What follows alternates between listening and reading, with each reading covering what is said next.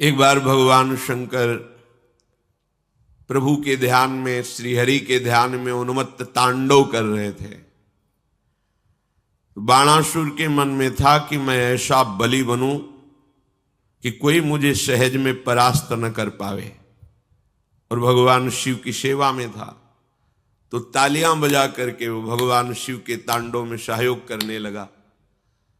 भगवान शिव प्रसन्न हुए और अंतर की उसकी बात जानकर कहा, जाओ तुम्हारे 1000 भुजाएं हो जाए, शास्त्रबाह हो जाओ, अपार बल तुम में जागृत हो जाए।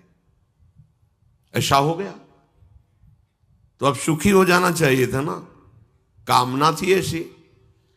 अब तो जब अपार बल, भुजाओं में पीड़ा शुरू हुई, कोई योद्धा मिले, कामना से कामना की उत्पत्ति होती है। अब उस पीड़ा को मिटाने के लिए जिस पर्वत पर प्रहार करता चकनाचूर हो जाता। किसी को भी ललकारने में हिचकते नहीं, पर कोई सामने नहीं आता। भगवान शिव का वरदानी, वर प्राप्त किए हुए तो वैसे ही सब सर झुका देते थे कि जिस पर त्रिलोचन महादेव जी की कृपा दृष्टि, उसे कौन परास्त कर सकता है। आखिरकार सब जगह से घूमकर भगवान शिव के पास ही गए और कहा, हे गुरु, मेरी भुजाओं में ऐसी बल की खुजली प्रकट हो रही, कोई मिटा ही नहीं पा रहा है, तो आओ हम तुम दो हाथ करें, युद्ध करें। भगवान शिव हंस दिए, हम ही से बल प्राप्त करके हम ही को तुम ललकार रहे हो, तुम्हारी भुजाओं की खुजली मिटाने वाला आ रहा है, चिंता मत करो, न भुजाएं रहेंगी न खुजली रहेगी। भगवान द्वारिकाधीश ऐसी लीला रची जो अनिरुद्ध जी और उषा जी का प्रसंग है, उसमें आकर के सुदर्शन चक्र से सब भगवान शिव ने ही 4 भुजाओं की फिर रक्षा की। प्रभु अब छोड़ दीजिए। तो उनका, प्रभु मैं तो आपकी आज्ञा का पालन कर रहा हूं। तो बड़ी बड़ी दिव्य लीलाओं में देखने को मिला कि भगवान से भी यदि हमारी एक कामना की पूर्ति हो जाएगी तो हमें विश्राम थोड़ी मिल जाएगा। बहुत सी कामनाओं के जाल लगे हैं, एक बात पूर्ण कर लो, सब कुछ पूर्ण हो जाएगा। प्रभु से प्रभु का प्रेम मांग लो। तो भगवान प्रेमाधीन है। जब भगवान तुम्हारे अधीन हो गए तो अब तुम्हारी कोई कामना बाकी नहीं रहेगी। सही पूछो तो जिसे भगवदानंद की प्राप्ति हो जाती है, उसमें कामना का स्फुरण ही नहीं होता।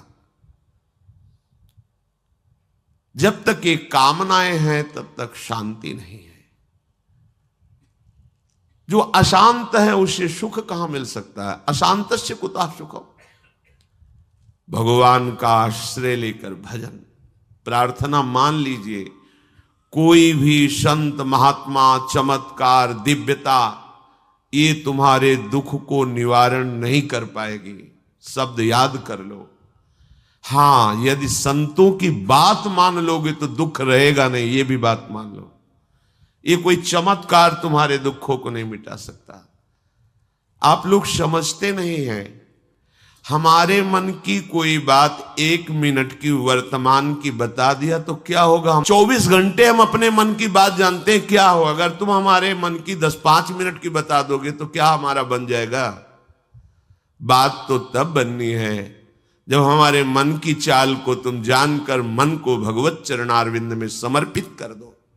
अब इसमें चाह ही ना रह जाए। इसके लिए सब हाथ उठा देंगे और यही कहेंगे, हरि भजो, राम भजो, कृष्ण भजो। क्योंकि ये किसी चमत्कार से नहीं होता, ये केवल भजन से होता है। और जब तुम्हारा मन आनंद समुद्र प्रभु में लगेगा तो किसी कामना की चाह ही नहीं रह जाएगी। केवट करुणा में भगवान श्री राम के जब चरणों को प्रक्षालन कर रहा है, जे ही चरणों का स्पर्श हुआ, अति आनंद उमगी अनुरागा। अति आनंद, अनुराग का ऐसा उमगन प्रभु दे रहे हैं।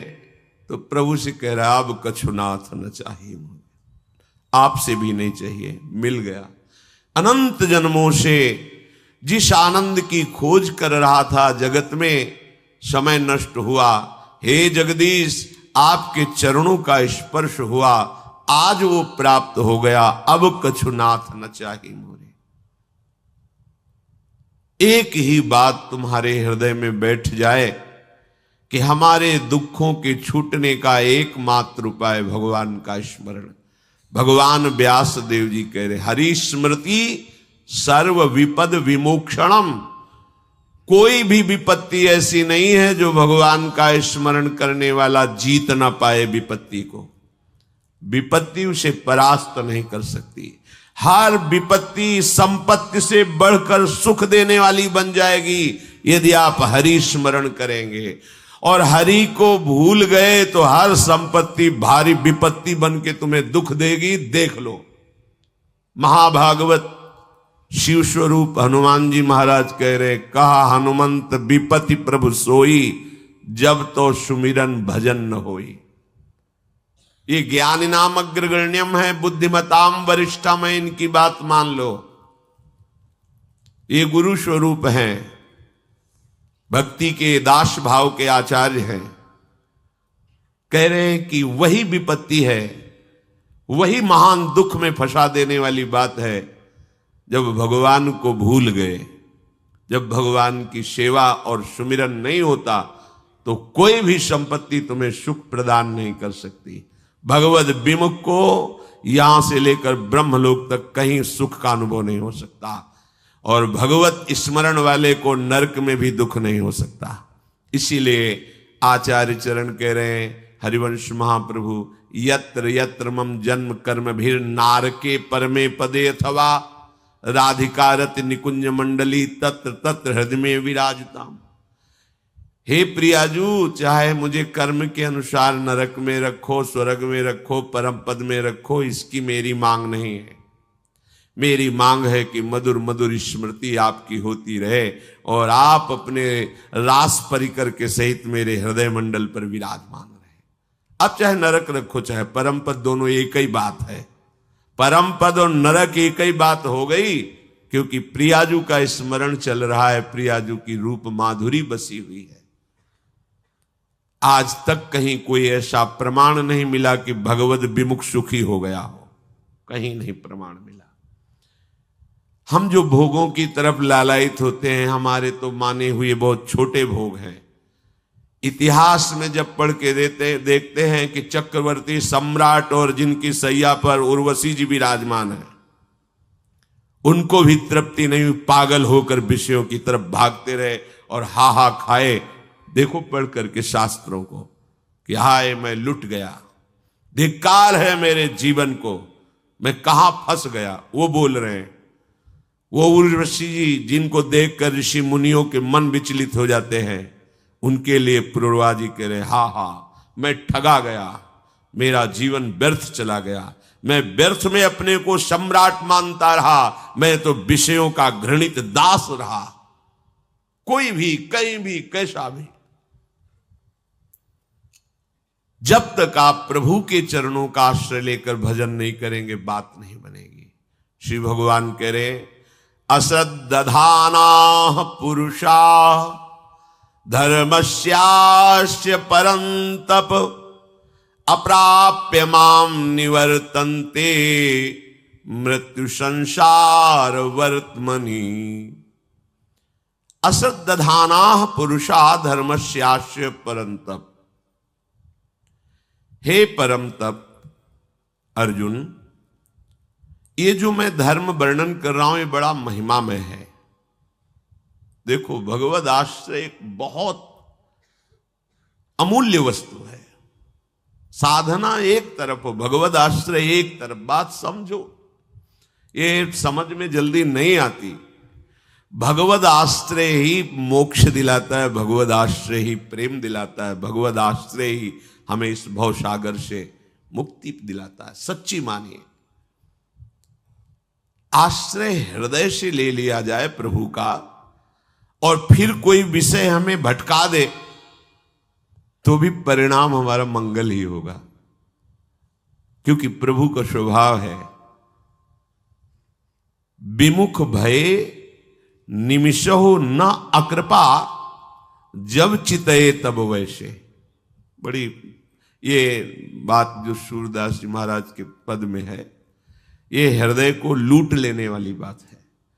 प्रभु का आश्रय लिया और कुछ समय भजन किया, फिर विमुख हो गए। तो ऐसा नहीं कि प्रभु अकृपा कर देंगे, जब लौट के देखोगे तो वैसे ही उनका प्यार दुलार मिलेगा, वैसे उनकी बाह आपका आलिंगन करने के लिए फैलाए। आ जाओ तुम मेरे हो, विमुख भये निमिषो न अकृपा, जब चित है तब वैसे। कई बार बताया, ये विश्वास के लिए कहते हैं कि इस धर्म की परम महिमा है। जगन्नाथ जी के श्रीअंग सेवा में कुसंग से वैश्यागामी हो गए। अंग सेवियों ने संगोष्ठी की और उनसे कहा श्रीअंग की सेवा या वैश्या का संग, दो में एक निश्चय करो, दोनों साथ नहीं चलेंगे। तो उन्होंने श्रीअंग की सेवा छोड़ दी, श्री जगन्नाथ भगवान के, और वैश्या का संग। ये विषय बड़ा बलवान है। ये बड़े बड़े विद्वानों की इंद्रियों में भी अपना प्रभाव दिखा देता है विषय। बलवान इंद्रिय ग्रामो विद्वानम अपि कर्षति। जब उनका अंतिम समय आया तब जगन्नाथ जी भगवान ने वैसे ही कृपा की जैसे अपने निज अंग सेवी पार्षदों पर करते हैं, और अपने पार्षदों को आदेश किया कि उनकी अंत्येष्टि क्रिया भी वैसे ही करो जैसे हमारे अंग सेवियों के विधान में होती है। तो उन्होंने कहा प्रभु इन्होंने तो आपको छोड़ दिया था और वैश्या को स्वीकार किया था। उनका उसका स्वभाव है, मेरा स्वभाव नहीं है। एक बार जो मेरा आश्रय ले लेता है मैं उसे कभी छोड़ता नहीं। इस धर्म की बड़ी महिमा है, ये परम महिमा है। साधन करोगे तो एक नौकरी जैसा है, आप जितना साधन करोगे। ये ऐसा परम धर्म है कि इसके आश्रित को कोई भी तंत्र मंत्र मूठ मारण भूत प्रेत पिशाच पिशाचनी कोई भी नहीं स्पर्श नहीं कर सकता। ध्यान रखना। हां, अपना कल्याण कराने के लिए सामने आ सकता है, क्योंकि नाम जापक ही सबके कल्याण का सामर्थ्य भाव रख सकता। जो निरंतर नाम जप करता है उसमें सब सामर्थ्य आ जाती है।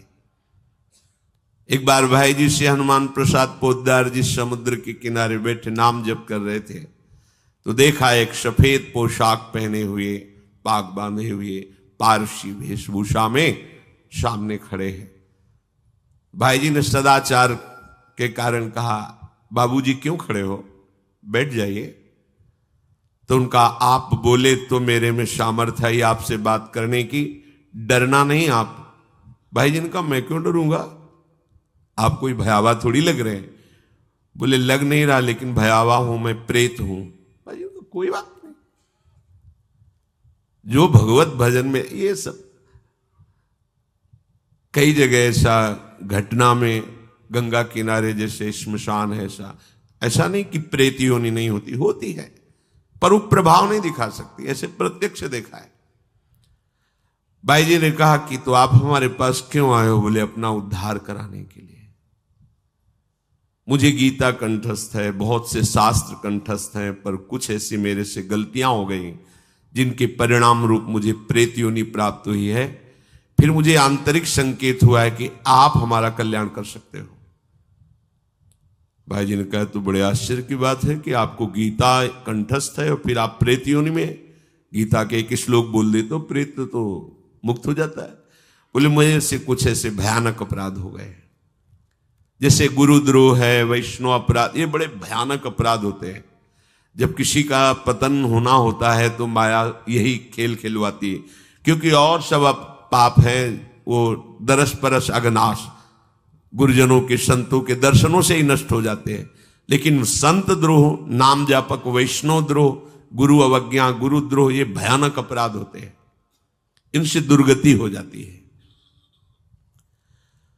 तो अपना कल्याण करने के लिए कोई ऐसा भले नहीं तो किसी भी भक्त के सामने, भगवद आश्रित नाम जापक के सामने किसी का चेटक नहीं चलता है।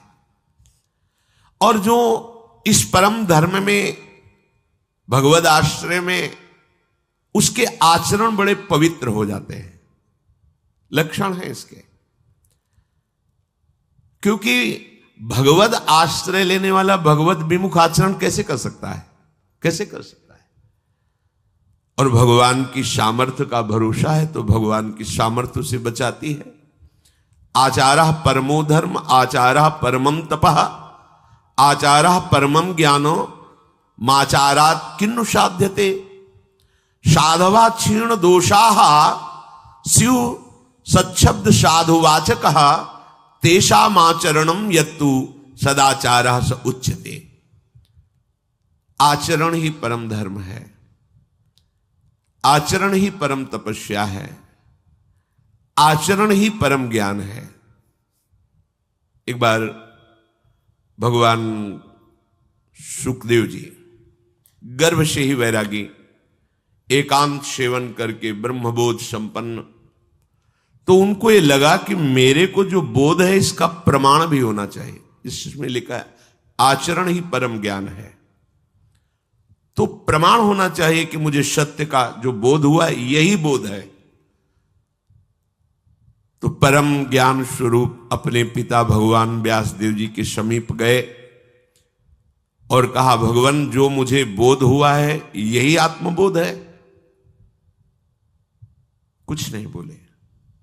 जैसे गरुण जी महाराज भगवान शंकर के पास गए, अपनी समस्या बताई कि मुझे संशय हो गया है भगवान में, तो भगवान शिव ज्ञान समुद्र एक क्षण में निवारण कर सकते थे, पर कहा कि हे उमा, भगवत कृपा से मैंने अंदर की बात उनकी जान ली। कीन होश कबहूं अभिमाना, सुख हो वंचा कृपा निधाना।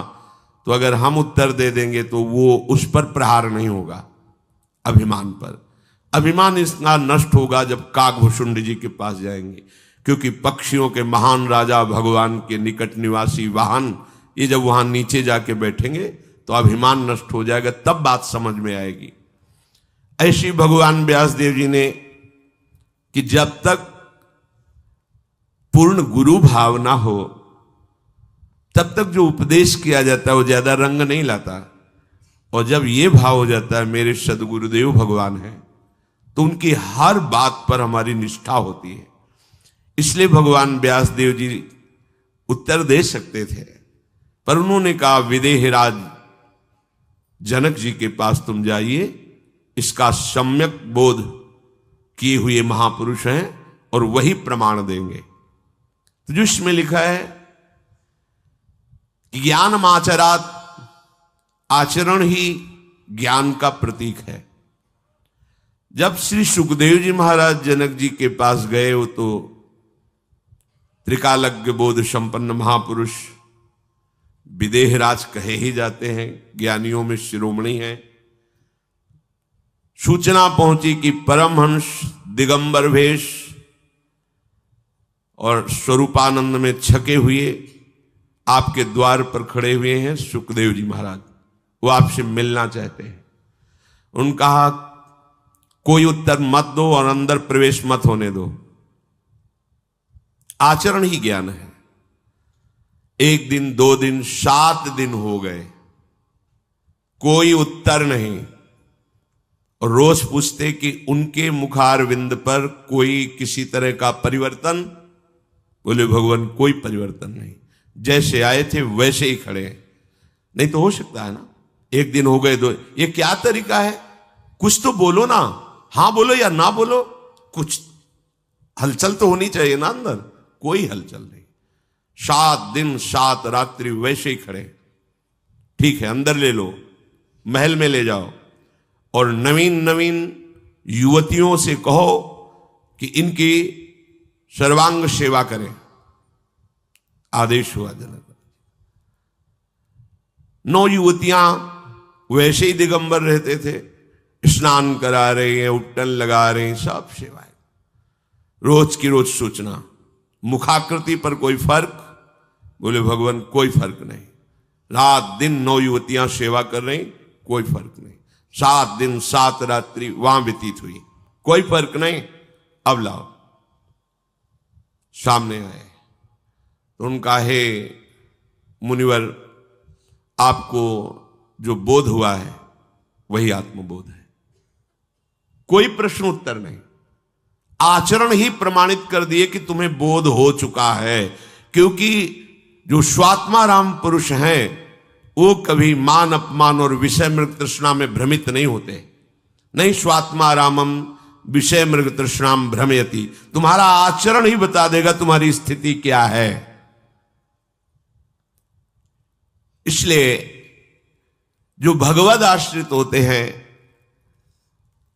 उनके सारे दोष भजन से नष्ट हो जाते हैं। आचरण उनके परम पवित्र और प्रमाणित होते हैं, शास्त्र प्रमाणित होते हैं। सदाचार, विनम्रता, पवित्रता, ये तो साधु के स्वभाव में होता है, भगवद आश्रित के स्वभाव में होता है। यदि वो साधु वेश रखे है और आचरणहीन है तो ये पाखंड है। आचारहीनम न पुनंति वेदा यद्यपि धीता सा सट विरंगई छंदास्येनम मृत्यु काले त्यजंती नीडम शकुंता इव जात पक्षाहा। 6 अंगों के सहित पूरा वेद पढ़े हो, सब शास्त्र कंठस्थ हो, पर आचरण भ्रष्ट हो तो मृत्यु काल के समय उसका सारा का सारा शास्त्र ज्ञान ढक जाएगा और वो नीच योनियों को प्राप्त होगा। जैसे पंख निकल आने पर पक्षी घोंसला छोड़ देता है, ऐसे ही आचार भ्रष्ट का अंतिम समय सारा ज्ञान विज्ञान स्मृति नष्ट हो जाती है और दुर्गति को प्राप्त होता है। आचरण ही, चरित्र ही प्रमाणित करता है कि तुम भगवदाश्रित हो या विषयाश्रित हो।